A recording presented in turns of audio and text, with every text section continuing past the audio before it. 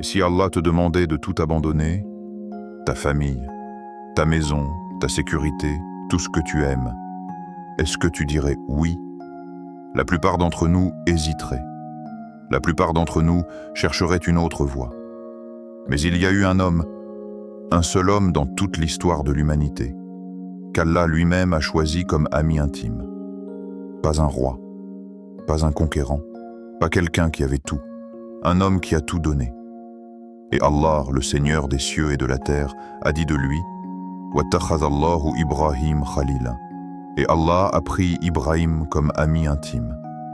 Sourate An-Nisa, verset 125.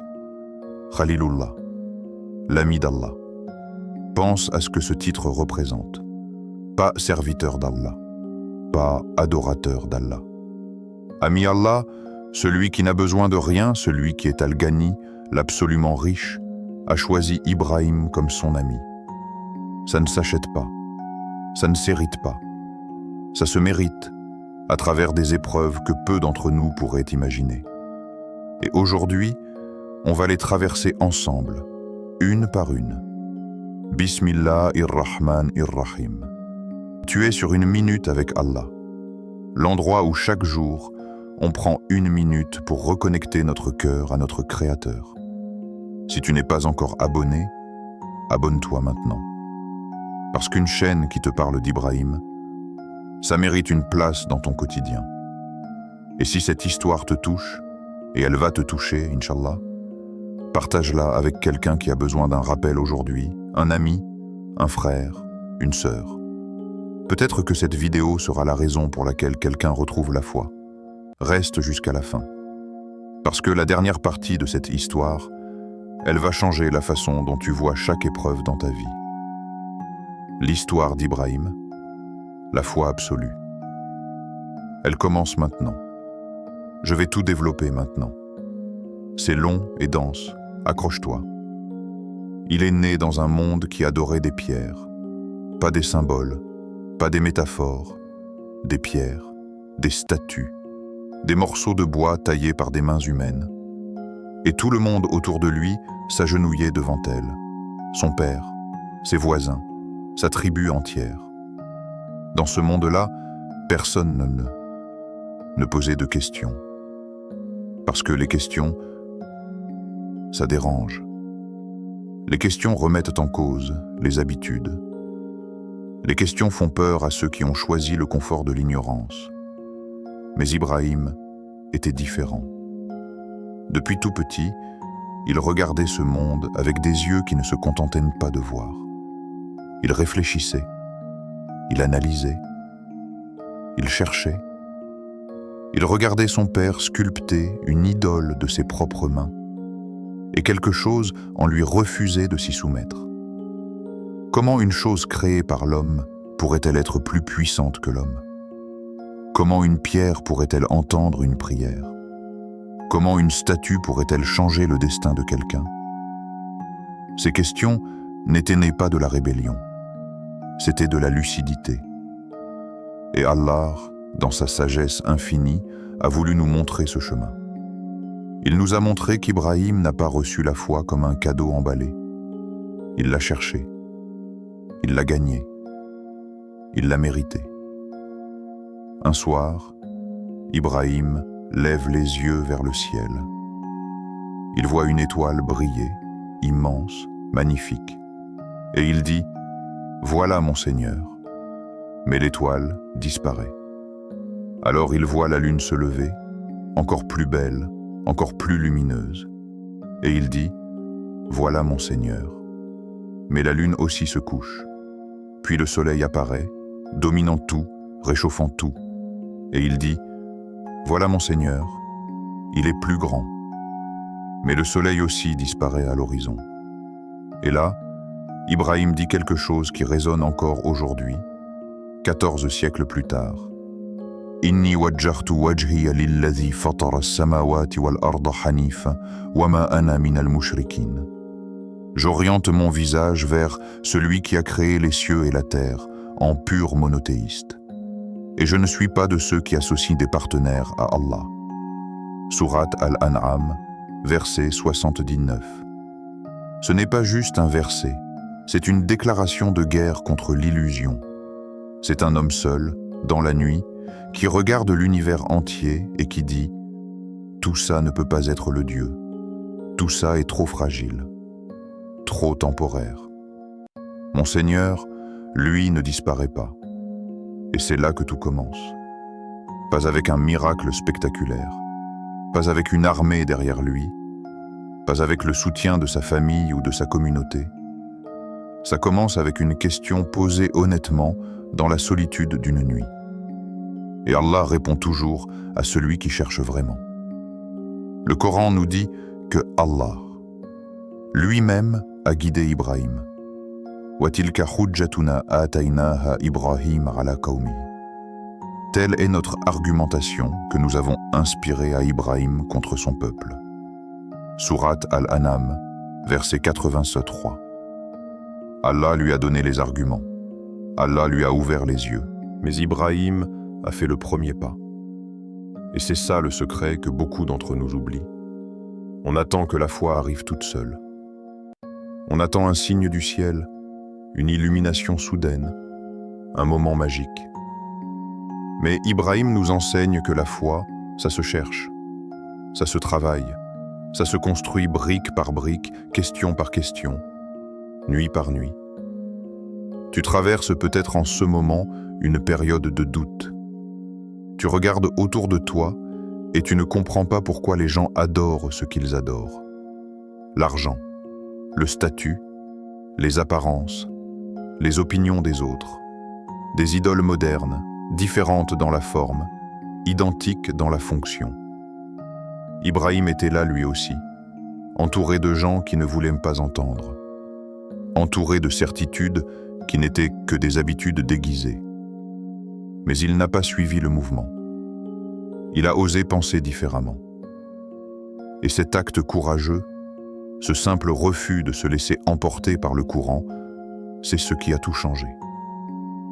Pas seulement pour lui, pour l'humanité entière. Parce que Ibrahim est le père des prophètes. Moïse descend de lui. Jésus descend de lui. Mohammed, que la paix et le salut d'Allah soient sur lui, descend de lui. 3 grandes religions monothéistes portent son héritage.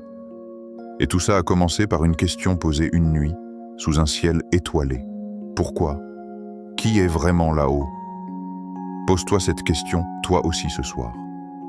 Pas pour douter, mais pour chercher, vraiment chercher. Parce que celui qui cherche Allah avec sincérité, Allah vient à lui en courant. Il y a des conversations que personne ne veut avoir, des vérités que l'on garde pour soi parce qu'on a peur de blesser, peur de décevoir, peur de perdre l'amour de quelqu'un qu'on chérit.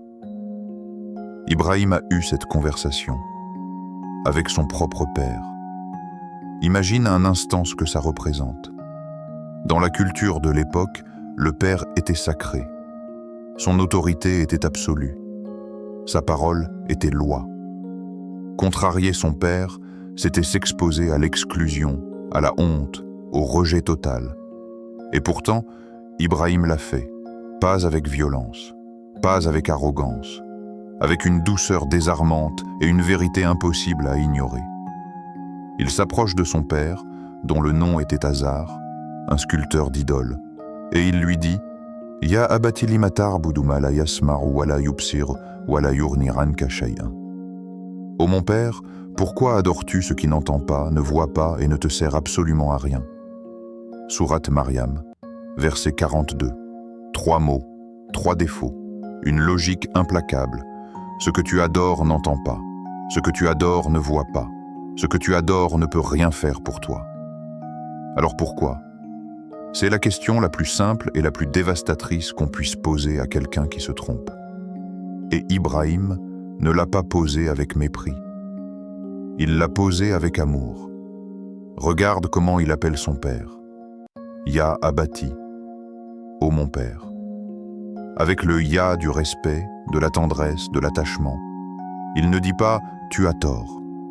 Il ne dit pas « tu es ignorant ». Il dit « Père, laisse-moi t'expliquer ce que moi j'ai compris ». Puis il continue Ya abati inni qad ja'ani min al-ilmi ma lam ya'tika fattabi'ni ahdik siratan sawiyan. Ô mon père, il m'est venu une connaissance que tu n'as pas reçue. Suis-moi, je te guiderai vers un chemin droit. Sourate Maryam, verset 43. Il ne dit pas « Je suis plus intelligent que toi ». Il dit « J'ai reçu quelque chose, une lumière, et je veux la partager avec toi ». C'est ça la darwa par le cœur, pas l'arrogance du savoir, la générosité de la lumière. Mais le père refuse. Et pas seulement il refuse. Il menace. Qala agharibun anta an alihati ya Ibrahim la in lam tantahi la arjumannaka warjurni maliyan. Es-tu en train de renier mes dieux, ô Ibrahim? Si tu ne cesses pas, je te lapiderai. Éloigne-toi de moi pour longtemps. Sourate Maryam, verset 46. Ton propre père. Qui te menace de mort? Qu'est-ce qu'on fait face à ça? On se met en colère? On rend coup pour coup? On part sans se retourner? Ibrahim répond. Qala salamu alayka sa'astaghfiru laka rabbi, innahu kana bi khafiya. Paix sur toi. Je demanderai pardon pour toi à mon Seigneur. Il est toujours bienveillant envers moi. Sourate Maryam, verset 47. Paix sur toi. À celui qui vient de te menacer de mort. Paix sur toi. C'est peut-être la réponse la plus noble de toute l'histoire humaine. Pas de haine, pas de rancœur, pas de malédiction, une bénédiction et une promesse de dua. Ibrahim a continué à faire dua pour son père, longtemps, jusqu'à ce qu'Allah lui révèle que son père était un ennemi d'Allah. Seulement à ce moment-là, il s'en est détaché, avec douleur, mais avec soumission. Cette partie de l'histoire nous parle à tous. Combien d'entre nous ont un proche qui s'est éloigné d'Allah? Un parent, un enfant, un ami cher, et on ne sait pas quoi dire. On a peur de blesser. On garde le silence. Ibrahim nous montre le chemin. Parle, avec douceur, avec respect, sans jugement. Et si on te rejette, continue de faire dua. Parce que le dua traverse ce que les mots ne peuvent pas atteindre. Il y a des moments dans la vie où tu te retrouves seul. Vraiment seul. Pas seul parce que personne n'est là. Seul parce que tu es le seul à voir la vérité. Et tout le monde autour de toi est convaincu que c'est toi qui as tort. Ibrahim a vécu ce moment, à une échelle que nous, on ne peut même pas imaginer. Il ne faisait pas face à quelques opposants. Il faisait face à tout un empire. Le roi Nemrod, une civilisation entière, un système de croyances vieux de plusieurs générations. Et Ibrahim était seul. Il entre dans le temple des idoles un jour où tout le monde est parti fêter. Il prend une hache et une par une, il brise les statues, toutes sauf la plus grande, à laquelle il accroche la hache autour du cou. Quand le peuple revient et découvre le carnage, il demande qui a fait ça. Et quelqu'un répond, c'est Ibrahim. Il l'amène devant le roi, devant la foule, devant le tribunal du peuple. C'est toi qui as fait ça à nos dieux? Ibrahim répond avec une tranquillité déconcertante. C'est peut-être le grand qui l'a fait. Interrogez-les donc s'ils peuvent parler. Sourate Al-Anbiya, verset 63. Un silence, puis une gêne collective, puis une réalisation.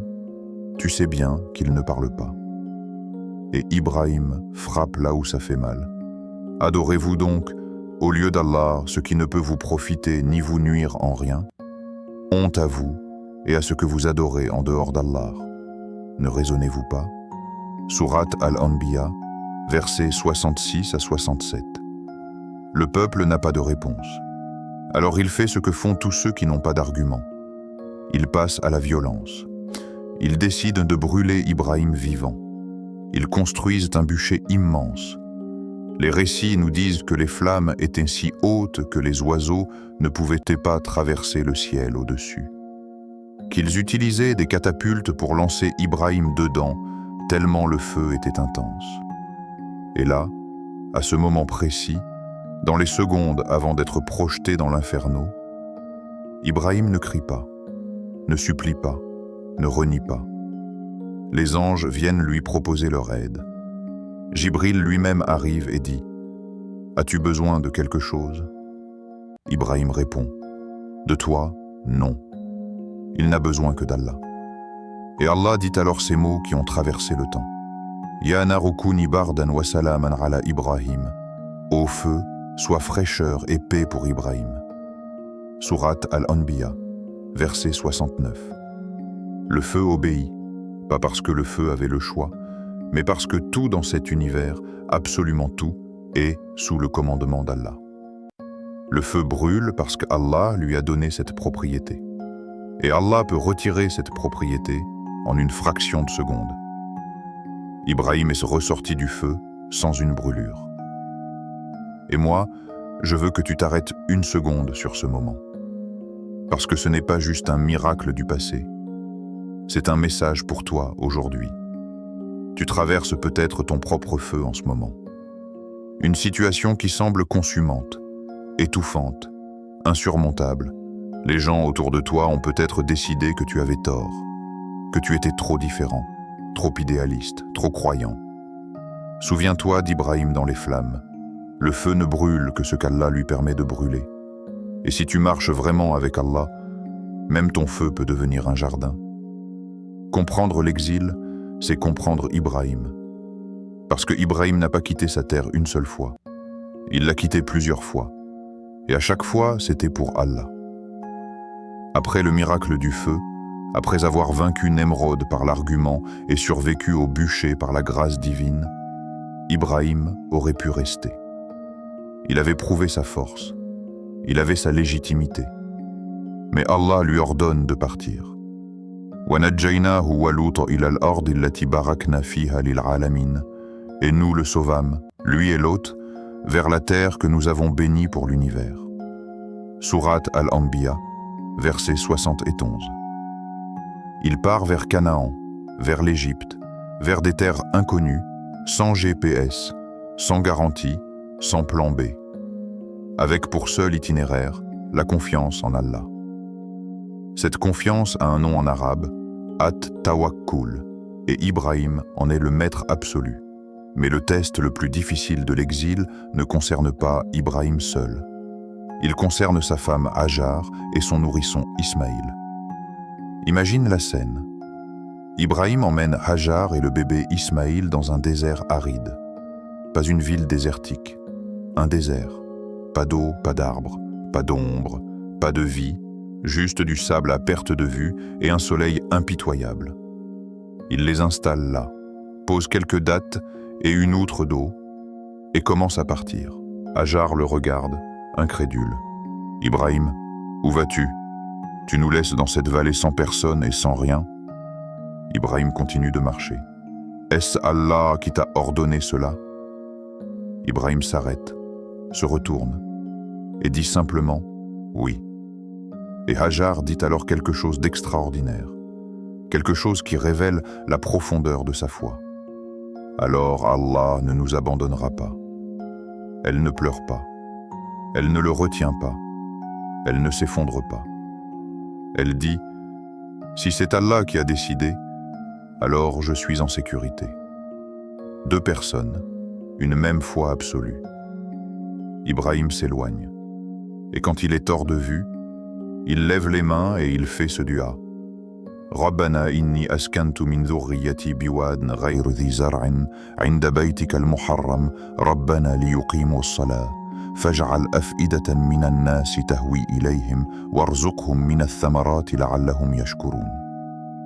Seigneur, j'ai établi une partie de ma descendance dans une vallée sans végétation près de ta maison sacrée. Seigneur, afin qu'ils accomplissent la prière. Fais donc que des cœurs humains s'inclinent vers eux et accorde-leur des fruits comme subsistance, afin qu'ils soient reconnaissants. Sourate Ibrahim, verset 37. Il ne dit pas « Seigneur, protège-les ». Il dit « Seigneur, fais que les cœurs des gens s'inclinent vers eux ».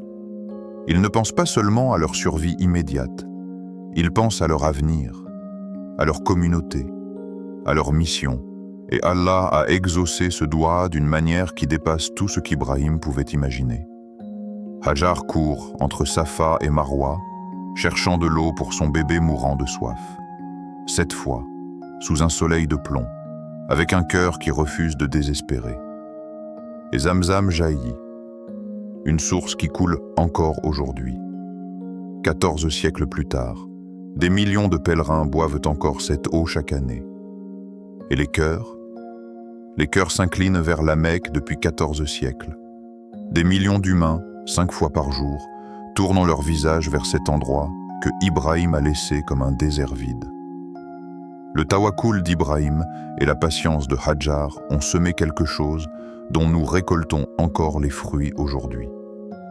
Il y a des épreuves qui brisent, et il y a des épreuves qui révèlent.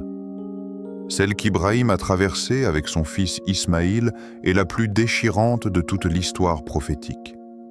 Ibrahim avait attendu un fils pendant des décennies, des années de prière, des années de solitude. Il avait fait ce dua dans la sourate As-Safat. Rabbi hab li minas salihin, Seigneur, accorde-moi un fils vertueux. Et Allah lui a accordé Ismaïl. Imagine ce que cet enfant représentait pour Ibrahim. Il l'avait demandé à Allah pendant des années. Il l'avait laissé dans un désert avec sa mère. Il revenait le voir, regarder cet enfant grandir, fort, intelligent, noble. Et une nuit, Ibrahim fait un rêve. Dans le Coran, le rêve des prophètes est une révélation. Et dans ce rêve, Allah lui ordonne de sacrifier son fils. فلما بلغ معه السعي قال يا بني إني أرى في المنام أني أذبحك فانظر ماذا ترى. Lorsque le fils fut en âge de l'accompagner, Ibrahim dit « Mon fils, je vois en rêve que je t'immole. Vois donc ce que tu en penses. » Sourate As-Safat, verset 102. Ibrahim aurait pu ne rien dire. Amener Ismaïl quelque part sous un prétexte. Faire semblant. Protéger son fils de la vérité. Mais Ibrahim choisit l'honnêteté absolue. Il dit à son fils « Voilà ce que j'ai reçu comme ordre, qu'en penses-tu » Et Ismaïl, ce fils digne d'un tel père, répond « Qala ya abati ef'al ma tu'mar satajiduni insha'Allahu minas sabrin. » Ô mon père, fais ce qu'on t'ordonne, tu me trouveras, insha'Allah, parmi les endurants. Sourate As-Safat, verset 102. Lis cette réponse lentement. Un jeune homme, dans la force de l'âge, qui dit à son père « Vas-y, je suis prêt ». Il ne dit pas « Je n'ai pas peur ». Il dit « Inch'Allah, je serai parmi les patients ». Il reconnaît la difficulté, mais il choisit quand même la soumission. C'est ça, l'islam. La soumission consciente, pas aveugle, consciente. Ibrahim allonge son fils, pose le couteau sur sa gorge. Le Coran nous dit qu'il l'a renversé sur le front, face contre terre, pour ne pas voir son visage. Parce que même dans la soumission totale, il était père. Et un père qui regarde les yeux de son enfant au moment de le sacrifier, c'est un test dans le test. Il pose le couteau. Et le couteau ne coupe pas. Allah n'avait jamais voulu la mort d'Ismaïl. Il voulait voir ce qu'il y avait dans le cœur d'Ibrahim. وَنَادَيْنَاهُ أَنْ يَا إِبْرَاهِيمُ قَدْ صَدَّقْتَ الرُّؤْيَا إِنَّا كَذَلِكَ نَجْزِي الْمُحْسِنِينَ. Nous l'appelâmes, ô Ibrahim, tu as confirmé le rêve. C'est ainsi que nous récompensons ceux qui font le bien. Sourate As-Safat, versets 104 à 105. Tu as réussi, Ibrahim. Tu as tout donné. Un bélier est envoyé du ciel pour être sacrifié à sa place. Et cette journée devient l'Aïd al-Adha, cette fête que des millions de musulmans célèbrent encore chaque année à travers le monde entier. Chaque mouton sacrifié lors de l'Aïd, c'est un écho de ce moment. un rappel que la soumission à Allah mérite toujours une récompense. Ce moment mérite qu'on s'y attarde encore, parce qu'il y a quelque chose de profond que beaucoup passent à côté. Le couteau ne coupe pas. Pourquoi? Certains diront « miracle », et c'en est un, bien sûr. Mais il y a une signification plus profonde. Allah n'a jamais eu besoin du sang d'Ismaïl. Il n'a jamais eu besoin de la souffrance d'Ibrahim. Ce qu'il voulait, c'était voir quelque chose d'invisible. Innahu huwa al-basir ou al-khabir. Il est al-basir, celui qui voit. Il voit ce que personne d'autre ne peut voir. Il voit l'intérieur du cœur. Et ce qu'il a vu dans le cœur d'Ibrahim ce jour-là, c'est une soumission totale, pure, sans négociation. Ibrahim ne s'est pas dit « peut-être qu'il y a une autre interprétation ». Ibrahim ne s'est pas dit « peut-être que je me trompe, c'est juste un rêve ». Ibrahim ne s'est pas dit « peut-être qu'Allah ne voudrait pas vraiment ça ». Il a dit « Seigneur, tu m'as demandé, je le fais ». Et c'est précisément ce moment de soumission absolue, avant même que le couteau touche la peau, que Allah a accepté. Il n'avait pas besoin d'aller jusqu'au bout. Il avait déjà tout donné dans son intention. Et ça, c'est une révolution dans notre façon de comprendre la foi. On croit souvent que c'est le résultat qui compte, que c'est l'acte visible qui définit notre foi. Mais Allah nous enseigne ici que c'est le cœur qui prime. Ceux qui ont essayé de détourner Ibrahim du chemin ce jour-là, c'était Iblis lui-même. Les récits nous rapportent que Shaitan est apparu à Ibrahim sur le chemin, essayant de le convaincre de rebrousser chemin. Ibrahim lui a jeté des pierres, et ces pierres sont devenues le rituel du Rami, lapider les colonnes lors du Hajj. Chaque pèlerin qui jette des pierres aujourd'hui répète ce geste d'Ibrahim contre le diable. Shaitan n'a jamais changé de stratégie. Il vient toujours au mauvais moment. Il vient quand tu es sur le point de faire quelque chose d'important pour Allah. Il te murmure « Attends, réfléchis encore. Tu es sûr? Et si tu te trompes? Et si c'est trop dur? Et si tu rates quelque chose en suivant cette voie ?» Ibrahim nous montre comment répondre. Pas avec des arguments, pas avec des débats intérieurs interminables, avec une pierre, avec un non ferme et définitif. Ce jour-là, Ibrahim a prouvé quelque chose pour l'éternité, qu'il y a une forme de liberté absolue dans la soumission totale à Allah. Quand tu n'as plus rien à perdre parce que tu as déjà tout confié à Allah, Shaitan n'a plus rien à te prendre. Toute grande histoire a un héritage. Mais l'héritage d'Ibrahim dépasse tout ce qu'un être humain peut laisser derrière lui. Après tous ces tests, après le feu, après l'exil, après le sacrifice, Allah confie à Ibrahim et à Ismaïl une mission ultime. وَإِذْ بَوَّأْنَا لِإِبْرَاهِيمَ مَكَانَ الْبَيْتِ, et lorsque nous avons assigné à Ibrahim l'emplacement de la maison. Sourate Al-Hajj, verset 26. Construit. Ibrahim et son fils Ismaïl élèvent ensemble les murs de la Kaaba, père et fils, côte à côte, portant des pierres, construisant quelque chose pour Allah. Et pendant qu'ils construisent, ils font ce doigt. Rabbana taqabbal minna innaka antas sami'ul alim. Seigneur, accepte de nous. Tu es celui qui entend tout, celui qui sait tout. Sourate Al-Baqarah, verset 127. Deux hommes qui viennent de bâtir la maison d'Allah, et ils demandent si ça sera accepté. Voilà l'humilité d'Ibrahim. Pas « Seigneur, regarde ce que nous avons fait », mais « Seigneur, s'il te plaît, accepte-le ». Et puis Ibrahim fait une série de doua pour cette ville et pour cette communauté. Il demande qu'elle soit un lieu sûr. Il demande des provisions pour ses habitants. Il demande qu'Allah envoie un prophète parmi eux. Rabbana wab'ath fihim rasulan minhum yatlu alayhim ayatik wa yu'allimuhumul kitaba wal hikmat wa yuzakkihim. Seigneur, envoie parmi eux un messager, issu d'eux, qui leur récitera tes versets, leur enseignera le livre et la sagesse et les purifiera. Sourate Al-Baqarah, verset 129. Et ce dua, Allah l'a exaucé. Des siècles plus tard, dans cette même ville, dans cette même lignée, Muhammad, que la paix et le salut d'Allah soient sur lui, est né. Ibrahim avait prié pour Muhammad que la paix et le salut d'Allah soient sur lui avant même qu'il existe.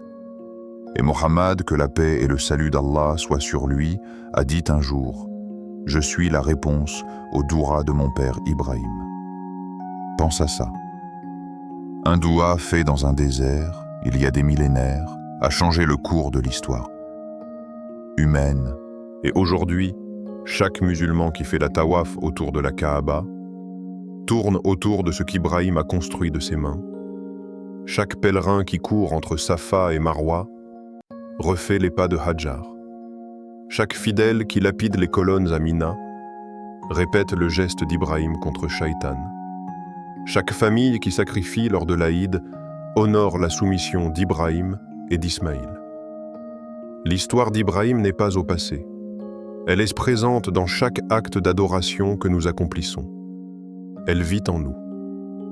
Et ce n'est pas un hasard si dans chaque prière, 5 fois par jour, nous disons « Allahumma salli ala Muhammad wa ala ali Muhammad, kama sallaita ala Ibrahim wa ala ali Ibrahim » Ô Allah, envoie tes bénédictions sur Muhammad et sur la famille de Muhammad, comme tu as envoyé tes bénédictions sur Ibrahim et sur la famille d'Ibrahim. Ibrahim est dans notre prière, 5 fois par jour, chaque jour, depuis 14 siècles. Voilà ce que laisse quelqu'un qui vit pour Allah. Pas une fortune, pas un empire, quelque chose d'infiniment plus grand, un héritage spirituel qui traverse le temps. Maintenant, voici l'invocation finale. Ferme les yeux 1 seconde. Pense à l'épreuve qui pèse le plus sur ton cœur en ce moment. Celle que tu portes seul. Celle dont tu n'as parlé à personne. Ibrahim a porté des épreuves infiniment plus lourdes et il ne s'est jamais éloigné d'Allah. Au contraire, chaque épreuve l'a rapproché. Demandons à Allah de nous accorder cette même force. Allahumma inna nas'aluka imanan ka imani Ibrahim wa sabran ka sabri wa tawakkulan ka tawakkuli waj'alna min awliyaika as-salihin. Ô Allah, nous te demandons une foi comme celle d'Ibrahim, une patience comme la sienne, une confiance en toi comme la sienne, et fais de nous des gens qui t'appartiennent véritablement. Amen. Ibrahim n'était pas un surhomme. Il avait peur. Il ressentait la douleur. Il aimait ses proches. Mais il avait fait un choix, une fois pour toutes, que Allah passerait avant tout. Et c'est ce choix qui a tout changé. Tu n'as pas besoin d'être parfait pour avancer vers Allah. Tu n'as pas besoin d'avoir tout compris. Tu as juste besoin de faire ce choix, aujourd'hui, maintenant, avec ce que tu as. Si cette vidéo t'a touché, et je crois qu'elle t'a touché, alors partage-la. Une seule personne qui la reçoit de ta part et qui retrouve un peu de foi grâce à elle, et tu auras ta part de cette récompense. Abonne-toi à cette chaîne, parce que chaque jour, on revient ici pour reconnecter nos cœurs à Allah. Un verset, un hadith, un rappel, simple, profond, puissant. Et laisse un commentaire avec le mot « Khalil » pour me dire que tu as regardé jusqu'à la fin et que le titre d'ami d'Allah, c'est quelque chose que toi aussi tu veux mériter. Qu'Allah vous bénisse tous. Assalamu alaikum wa rahmatullahi wa barakatuh.